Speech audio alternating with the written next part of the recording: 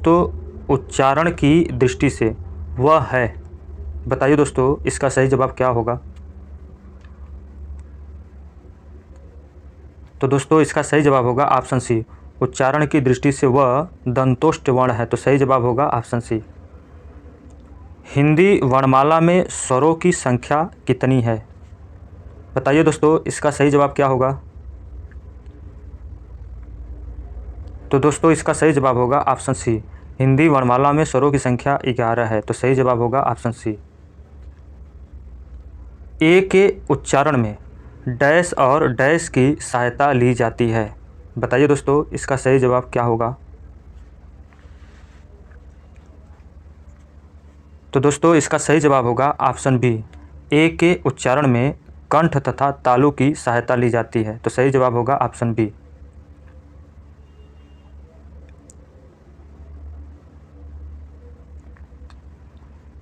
अगला क्वेश्चन दोस्तों, च वर्ग ध्वनियाँ किस वर्ग में आती हैं। बताइए दोस्तों इसका सही जवाब क्या होगा। तो दोस्तों इसका सही जवाब होगा ऑप्शन डी।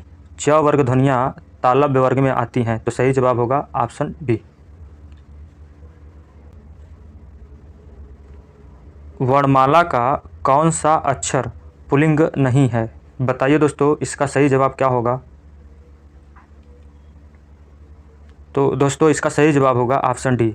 ई तथा बड़ी ई दोस्तों ये पुल्लिंग नहीं है। तो सही जवाब होगा ऑप्शन डी। जिन वर्णों का उच्चारण स्वतंत्र होता है उसे कहते हैं। बताइए दोस्तों इसका सही जवाब क्या होगा। तो दोस्तों इसका सही जवाब होगा ऑप्शन डी। जिन वर्णों का उच्चारण स्वतंत्र होता है उसे स्वर कहते हैं। तो सही जवाब होगा ऑप्शन डी। अगला क्वेश्चन है दोस्तों, यहाँ कुछ वर्ण दिए हैं। इन वर्णों के योग से कौन सा शब्द बनेगा।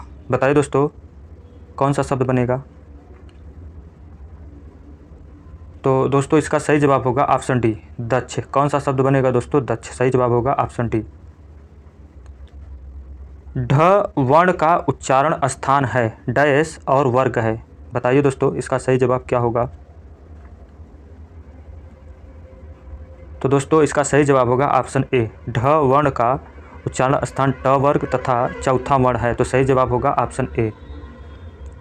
लिपि चिन्हों के क्रमबद्ध समूह को क्या कहते हैं। बताइए दोस्तों इसका सही जवाब क्या होगा। तो दोस्तों इसका सही जवाब होगा ऑप्शन बी। लिपि चिन्हों के क्रमबद्ध समूह को वर्णमाला कहते हैं। तो सही जवाब होगा ऑप्शन बी।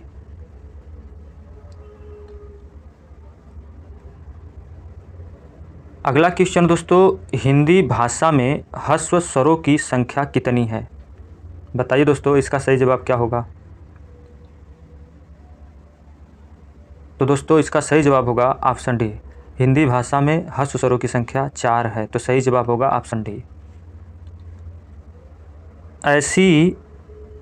ऐसी कौन सी दो मात्राएं हैं जिनका प्रयोग तो किया जाता है किंतु उनका समावेश स्वर में नहीं किया जाता।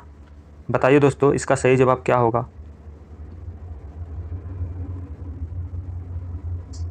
तो दोस्तों इसका सही जवाब होगा ऑप्शन सी। दोस्तों अंग अह का गणना स्वर में नहीं किया जाता। तो सही जवाब होगा ऑप्शन सी।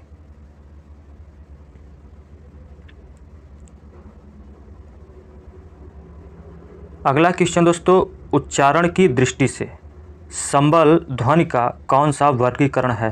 बताइए दोस्तों इसका सही जवाब क्या होगा। तो दोस्तों इसका सही जवाब होगा ऑप्शन डी। संबल संपकृप्त ध्वनि का वर्गीकरण है। तो सही जवाब होगा ऑप्शन डी। किस स्वर के उच्चारण में दीर्घ स्वर से भी अधिक समय लगता है। बताइए दोस्तों इसका सही जवाब क्या होगा।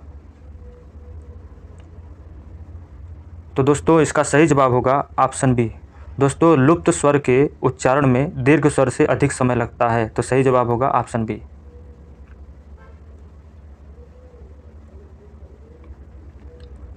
अगला क्वेश्चन दोस्तों, वर्णमाला में स्पर्श व्यंजनों की संख्या कितनी है। बताइए दोस्तों इसका सही जवाब क्या होगा। तो दोस्तों इसका सही जवाब होगा ऑप्शन सी। वर्णमाला में स्पर्श व्यंजनों की संख्या 25 है। तो सही जवाब होगा ऑप्शन सी। स्वर ए ऐ का उच्चारण स्थान कौन सा है? बताइए दोस्तों, इसका सही जवाब क्या होगा? तो दोस्तों इसका सही जवाब होगा ऑप्शन ए ऐ का उच्चारण स्थान कंठ तालव्य है। तो सही जवाब होगा ऑप्शन ए। अगला क्वेश्चन दोस्तों, हिंदी शब्दकोश में क के बाद कौन सा व्यंजन दिखाई देता है? बताइए दोस्तों, इसका सही जवाब क्या होगा? तो दोस्तों इसका सही जवाब होगा ऑप्शन बी, क के बाद छ व्यंजन दिखाई देता है। तो सही जवाब होगा ऑप्शन बी। भाषा की सार्थक लघुत्तम इकाई किसे माना जाता है? बताइए दोस्तों, इसका सही जवाब क्या होगा? तो दोस्तों इसका सही जवाब होगा ऑप्शन बी, भाषा की सार्थम लघुत्तम इकाई शब्द को माना जाता है। तो सही जवाब होगा ऑप्शन बी।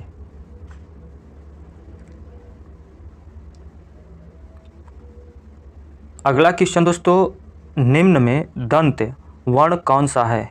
बताइए दोस्तों, इसका सही जवाब क्या होगा? तो दोस्तों इसका सही जवाब होगा ऑप्शन बी। दोस्तों स दंत वर्ण है। तो सही जवाब होगा ऑप्शन बी। निम्न में अनुनासिक वर्ण कौन सा है? बताइए दोस्तों, इसका सही जवाब क्या होगा? तो दोस्तों इसका सही जवाब होगा ऑप्शन बी। दोस्तों म अनुनासिक वर्ण है। तो सही जवाब होगा ऑप्शन बी। निम्न में कौन सा वर्ण घोष है? बताइए दोस्तों, इसका सही जवाब क्या होगा? तो दोस्तों इसका सही जवाब होगा ऑप्शन ए। दोस्तों ग घोष वर्ण है। तो सही जवाब होगा ऑप्शन ए।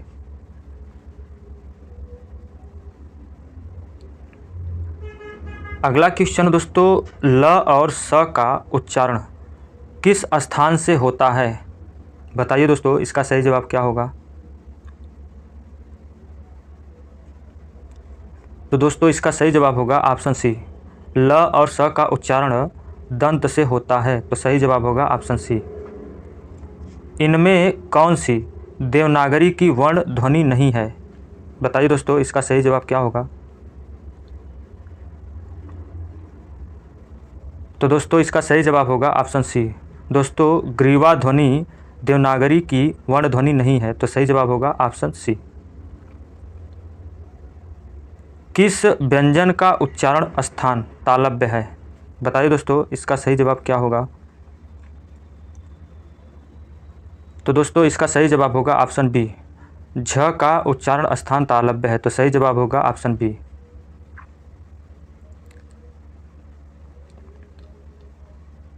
अगला क्वेश्चन दोस्तों, जिन ध्वनियों की गणना न स्वर में की जाती है न व्यंजन में, उसे क्या कहते हैं? बताइए दोस्तों, इसका सही जवाब क्या होगा? तो दोस्तों इसका सही जवाब होगा ऑप्शन ए, उसे अयोगवाह कहते हैं। तो सही जवाब होगा ऑप्शन ए। स्वर तंत्रियों के आधार पर व्यंजनों को कितने वर्गों में बांटा गया है? बताइए दोस्तों, इसका सही जवाब क्या होगा? तो दोस्तों इसका सही जवाब होगा ऑप्शन डी, स्वर तंत्रियों के आधार पर व्यंजनों को 2 वर्गों में बांटा गया है। तो सही जवाब होगा ऑप्शन डी। अगला क्वेश्चन दोस्तों, प्रत्येक शब्द की वर्तनी के सभी वर्णों को उसी क्रम में अलग अलग दिखाना क्या कहलाता है? बताइए दोस्तों, इसका सही जवाब क्या होगा? तो दोस्तों इसका सही जवाब होगा ऑप्शन ए, वर्ण विच्छेद कहलाता है। तो सही जवाब होगा ऑप्शन ए। स्वरों का उच्चारण होता है। बताइए दोस्तों, स्वरों का उच्चारण कैसे होता है? तो दोस्तों इसका सही जवाब होगा ऑप्शन बी, स्वरों का उच्चारण बिना किसी की सहायता से होता है। तो सही जवाब होगा ऑप्शन बी। अगला क्वेश्चन दोस्तों, निम्न में कौन सा शब्द स्वर का वर्गीकरण नहीं है? बताइए दोस्तों, इसका सही जवाब क्या होगा? तो दोस्तों इसका सही जवाब होगा ऑप्शन बी, द वित्व स्वर का वर्गीकरण नहीं है। तो सही जवाब होगा ऑप्शन बी। निम्न में से कौन सा शब्द प्रयत्न और उच्चारण के आधार पर व्यंजन का वर्गीकरण नहीं है? बताइए दोस्तों, इसका सही जवाब क्या होगा? तो दोस्तों इसका सही जवाब होगा ऑप्शन डी, सघोष। कौन सा नहीं है दोस्तों? सघोष। सही जवाब होगा ऑप्शन डी।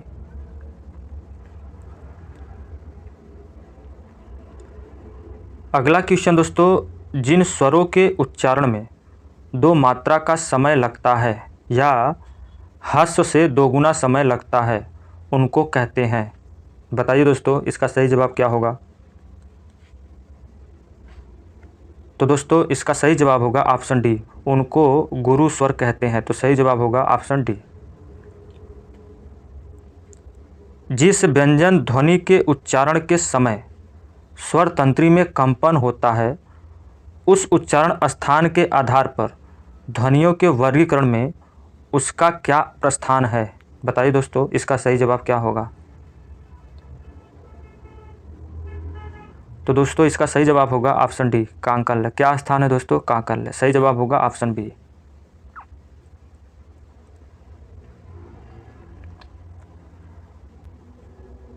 अगला क्वेश्चन दोस्तों, वर्णों के व्यवस्थित समूह को क्या कहा जाता है? बताइए दोस्तों, इसका सही जवाब क्या होगा? तो दोस्तों इसका सही जवाब होगा ऑप्शन ए, वर्णों के व्यवस्थित समूह को वर्णमाला कहा जाता है। तो सही जवाब होगा ऑप्शन ए। 6 वर्ण किन 2 वर्णों के मेल से बनता है? बताइए दोस्तों, इसका सही जवाब क्या होगा? तो दोस्तों इसका सही जवाब होगा ऑप्शन बी, क प्लस स से। तो सही जवाब होगा ऑप्शन बी। निम्न में से संयुक्त स्वर कौन सा है? बताइए दोस्तों, इसका सही जवाब क्या होगा? तो दोस्तों इसका सही जवाब होगा ऑप्शन सी। दोस्तों अ संयुक्त स्वर है। तो सही जवाब होगा ऑप्शन सी।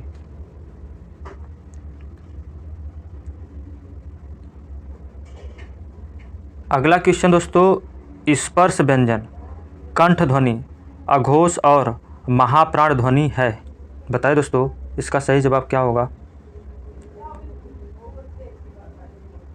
तो दोस्तों इसका सही जवाब होगा ऑप्शन ए। दोस्तों ख स्पर्श व्यंजन, कंठ ध्वनि, अघोष और महाप्राण ध्वनि है। तो सही जवाब होगा ऑप्शन ए। कंठ तालव्य कौन सा है? बताइए दोस्तों, इसका सही जवाब क्या होगा? तो दोस्तों इसका सही जवाब होगा ऑप्शन ए तथा ए कंठ तालव्य है। तो सही जवाब होगा ऑप्शन ए। अगला क्वेश्चन दोस्तों, सभी महाप्राण वर्णों वाला वर्ग है। बताइए दोस्तों, इसका सही जवाब क्या होगा?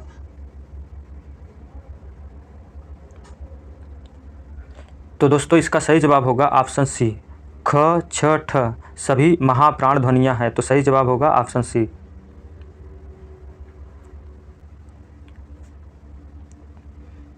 जब एक ध्वनि का द्वित्व हो जाए तब वह क्या कहलाता है? बताइए दोस्तों, इसका सही जवाब क्या होगा? तो दोस्तों इसका सही जवाब होगा ऑप्शन ए, युग्मक ध्वनियाँ कहलाता है। तो सही जवाब होगा ऑप्शन ए। अगला क्वेश्चन दोस्तों, दंतोष्ठ ध्वनि कौन सी है? बताइए दोस्तों, इसका सही जवाब क्या होगा?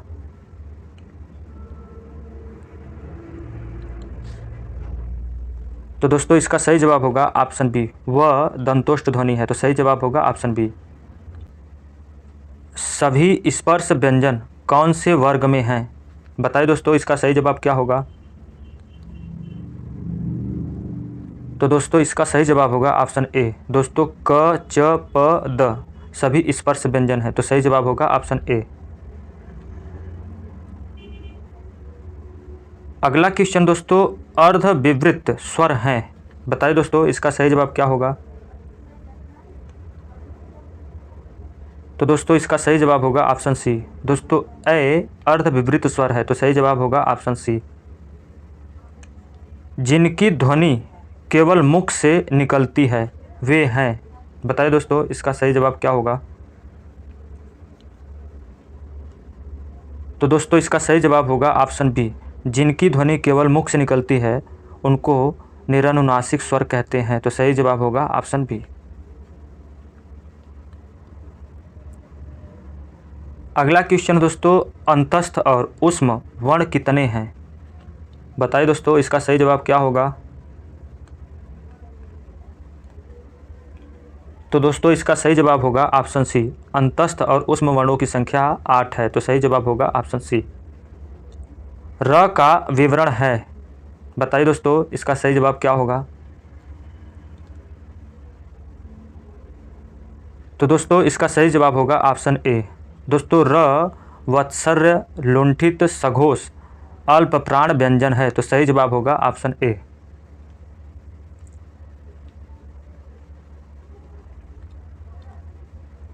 अगला क्वेश्चन दोस्तों, काकल्य वर्ण कौन सा है? बताइए दोस्तों, इसका सही जवाब क्या होगा? तो दोस्तों इसका सही जवाब होगा ऑप्शन सी। ह काकल्य वर्ण है। तो सही जवाब होगा ऑप्शन सी। य का उच्चारण स्थान है। बताइए दोस्तों, इसका सही जवाब क्या होगा?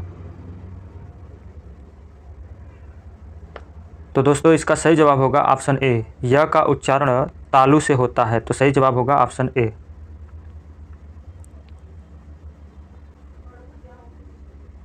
निम्नलिखित में से कौन से व्यंजन महाप्राण हैं? बताइए दोस्तों, इसका सही जवाब क्या होगा? तो दोस्तों इसका सही जवाब होगा ऑप्शन डी। स स स ह। दोस्तों यह सभी महाप्राण व्यंजन है। तो सही जवाब होगा ऑप्शन डी। स्पर्श दंत अघोष और महाप्राण वर्ण कौन सा है? बताइए दोस्तों, इसका सही जवाब क्या होगा? तो दोस्तों इसका सही जवाब होगा ऑप्शन बी। थ स्पर्श दंत अघोष और महाप्राण वर्ण है। तो सही जवाब होगा ऑप्शन बी। अगला क्वेश्चन दोस्तों, केवल मुंह से बोले जाने वाले स्वर वर्णों को क्या कहते हैं? बताइए दोस्तों, इसका सही जवाब क्या होगा? तो दोस्तों इसका सही जवाब होगा ऑप्शन डी। केवल मुंह से बोले जाने वाले स्वर वर्णों को निरनुनासिक वर्ण कहते हैं। तो सही जवाब होगा ऑप्शन डी। निम्नलिखित में से व्यंजन तालव्य व्यंजन कहलाते हैं। बताइए दोस्तों, इसका सही जवाब क्या होगा? तो दोस्तों इसका सही जवाब होगा ऑप्शन बी। च छ ज झ व्यंजन तालव्य व्यंजन कहलाते हैं। तो सही जवाब होगा ऑप्शन बी। अगला क्वेश्चन दोस्तों, किसके उच्चारण में कंठ और नासिका स्थान से मदद ली जाती है? बताइए दोस्तों, इसका सही जवाब क्या होगा? तो दोस्तों इसका सही जवाब होगा ऑप्शन ए। अंग के उच्चारण में कंठ और नासिका से मदद ली जाती है। तो सही जवाब होगा ऑप्शन ए। किसके उच्चारण में वत्सर्य की सहायता ली जाती है? बताइए दोस्तों, इसका सही जवाब क्या होगा? तो दोस्तों इसका सही जवाब होगा ऑप्शन सी। स के उच्चारण में वत्सर्य की सहायता ली जाती है। तो सही जवाब होगा ऑप्शन सी।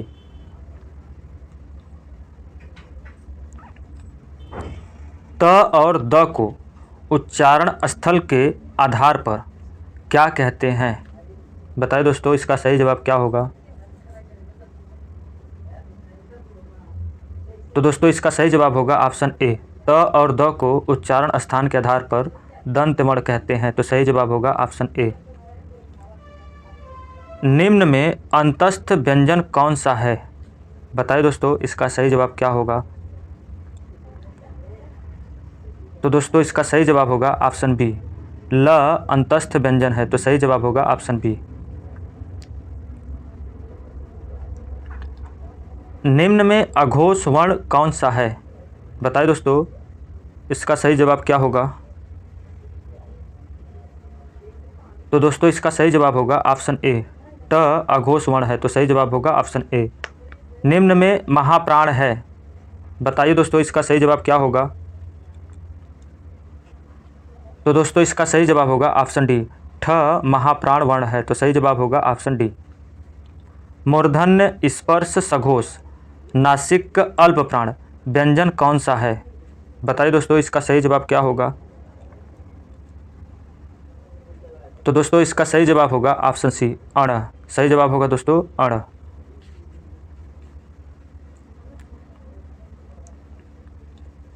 अगला क्वेश्चन दोस्तों, निम्न में अनुनासिक वर्ण कौन सा है? बताइए दोस्तों इसका सही जवाब क्या होगा? तो दोस्तों इसका सही जवाब होगा ऑप्शन सी अण अनुनासिक वर्ण है। तो सही जवाब होगा दोस्तों ऑप्शन सी। निम्न में मूर्धन्य ध्वनि है। बताइए दोस्तों इसका सही जवाब क्या होगा?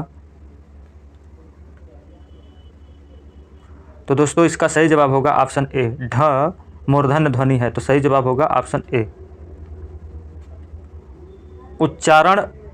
उच्चारण स्थान के आधार पर निम्नलिखित में से दंत है। बताइए दोस्तों इसका सही जवाब क्या होगा? तो दोस्तों इसका सही जवाब होगा ऑप्शन डी ल दंत वर्ण है। तो सही जवाब होगा ऑप्शन डी।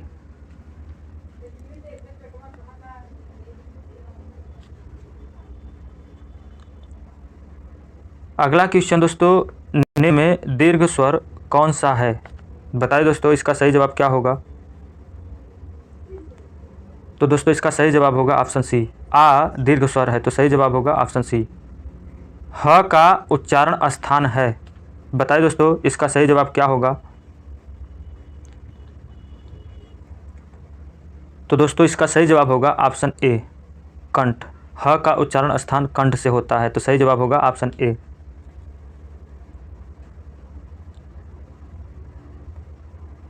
अगला क्वेश्चन दोस्तों, अंतस्थ व्यंजन कौन से वर्ग में है? बताइए दोस्तों इसका सही जवाब क्या होगा? तो दोस्तों इसका सही जवाब होगा ऑप्शन बी य ल व सभी अंतस्थ व्यंजन है। तो सही जवाब होगा दोस्तों ऑप्शन बी।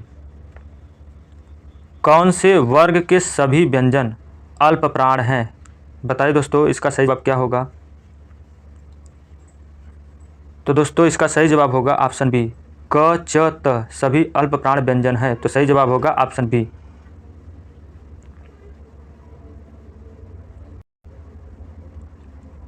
अगला क्वेश्चन दोस्तों, होठों की आकृति के आधार पर निम्नलिखित में से कौन सा आवृत्तमुखी स्वर है? बताइए दोस्तों इसका सही जवाब क्या होगा?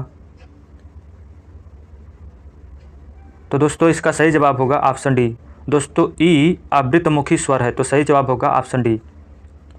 जिह्वा के आधार पर स्वर कितने प्रकार के होते हैं? बताइए दोस्तों इसका सही जवाब क्या होगा? तो दोस्तों इसका सही जवाब होगा ऑप्शन बी जिह्वा के आधार पर स्वर 3 प्रकार के होते हैं। तो सही जवाब होगा ऑप्शन बी। हिंदी में ध्वनियाँ कितने प्रकार की होती हैं? बताइए दोस्तों इसका सही जवाब क्या होगा? तो दोस्तों इसका सही जवाब होगा ऑप्शन डी हिंदी में ध्वनियाँ 2 प्रकार की होती हैं। तो सही जवाब होगा ऑप्शन डी। अगला क्वेश्चन दोस्तों, मात्रा के आधार पर स्वर कितने प्रकार के होते हैं? बताइए दोस्तों इसका सही जवाब क्या होगा? तो दोस्तों इसका सही जवाब होगा ऑप्शन ए मात्रा के आधार पर स्वर 3 प्रकार के होते हैं। तो सही जवाब होगा ऑप्शन ए। एक से अधिक वर्णों के मेल को कहते हैं। बताइए दोस्तों इसका सही जवाब क्या होगा? तो दोस्तों इसका सही जवाब होगा ऑप्शन ए एक से अधिक वर्णों के मेल को व्यंजन कहते हैं। तो सही जवाब होगा ऑप्शन ए।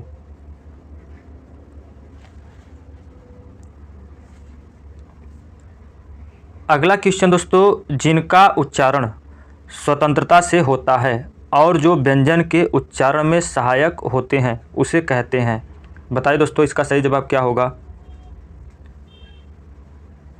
तो दोस्तों इसका सही जवाब होगा ऑप्शन ए उसे स्वर कहते हैं। तो सही जवाब होगा ऑप्शन ए।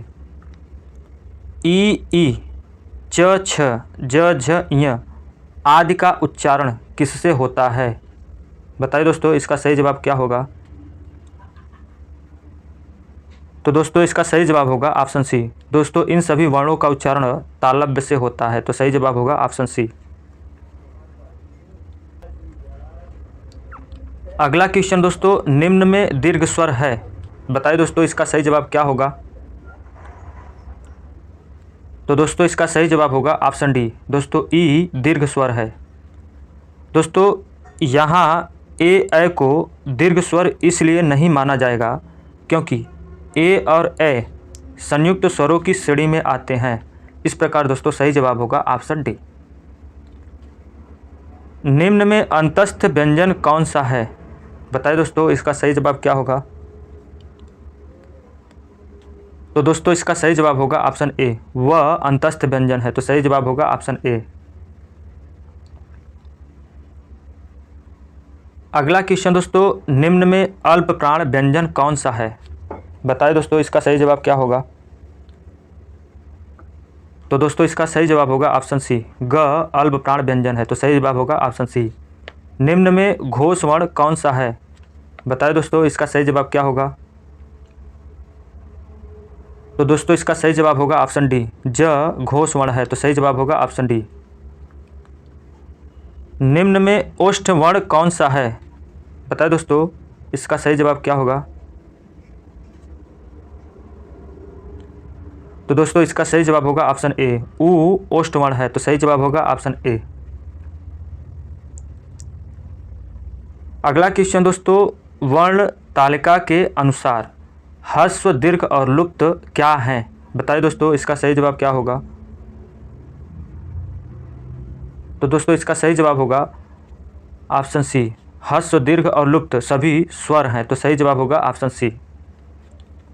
लिखित भाषा में मूल ध्वनियों के लिए जो चिन्ह मान लिए गए हैं, जिस रूप में ये लिखे जाते हैं उसे डैश कहते हैं। बताइए दोस्तों उसे क्या कहते हैं? तो दोस्तों इसका सही जवाब होगा ऑप्शन ए, उसे लिपि कहते हैं। तो सही जवाब होगा ऑप्शन ए।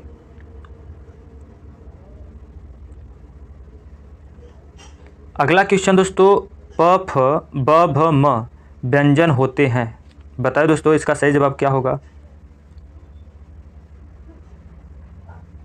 तो दोस्तों इसका सही जवाब होगा ऑप्शन सी, प फ ब भ म व्यंजन ओष्ठ वर्ण होते हैं। तो सही जवाब होगा ऑप्शन सी। दो व्यंजन जब एक साथ मिलते हैं तो क्या कहलाते हैं? बताइए दोस्तों इसका सही जवाब क्या होगा? तो दोस्तों इसका सही जवाब होगा ऑप्शन डी, जब दो व्यंजन एक साथ मिलते हैं तो उसे संयुक्त व्यंजन कहते हैं। तो सही जवाब होगा ऑप्शन डी। निम्न में अघोष वर्ण कौन सा है? बताइए दोस्तों इसका सही जवाब क्या होगा? तो दोस्तों इसका सही जवाब होगा ऑप्शन बी, प अघोष वर्ण है। तो सही जवाब होगा ऑप्शन बी। अगला क्वेश्चन दोस्तों, निम्न में कंठ वर्ण कौन सा है? बताइए दोस्तों इसका सही जवाब क्या होगा? तो दोस्तों इसका सही जवाब होगा ऑप्शन सी, अ कंठ वर्ण है। तो सही जवाब होगा ऑप्शन सी। निम्न में दीर्घ स्वर कौन सा है? बताइए दोस्तों इसका सही जवाब क्या होगा? तो दोस्तों इसका सही जवाब होगा ऑप्शन सी, आ दीर्घ स्वर है। तो सही जवाब होगा ऑप्शन सी। निम्न में महाप्राण व्यंजन कौन सा है? बताइए दोस्तों इसका सही जवाब क्या होगा? तो दोस्तों इसका सही जवाब होगा ऑप्शन ए, भ महाप्राण व्यंजन है। तो सही जवाब होगा ऑप्शन ए।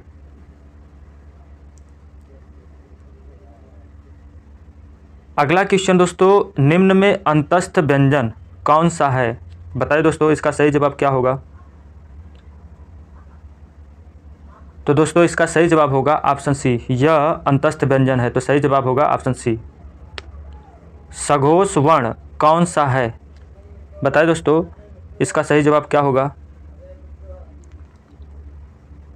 तो दोस्तों इसका सही जवाब होगा ऑप्शन सी, ब सघोष वर्ण है। तो सही जवाब होगा ऑप्शन सी। ऊष्म व्यंजन कौन सा है? बताइए दोस्तों इसका सही जवाब क्या होगा? तो दोस्तों इसका सही जवाब होगा ऑप्शन डी, ह ऊष्म व्यंजन है। तो सही जवाब होगा दोस्तों ऑप्शन डी। अगला क्वेश्चन दोस्तों, निम्न में से कौन सा स्वर कंठ तालव्य है? बताइए दोस्तों इसका सही जवाब क्या होगा? तो दोस्तों इसका सही जवाब होगा ऑप्शन ए कंठ तालव्य है। तो सही जवाब होगा ऑप्शन ए।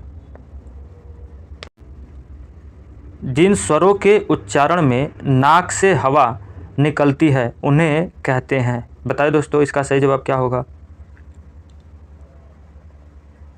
तो दोस्तों इसका सही जवाब होगा ऑप्शन डी। जिन स्वरों के उच्चारण में नाक से हवा निकलती है उन्हें अनुनासिक स्वर कहते हैं। तो सही जवाब होगा ऑप्शन डी।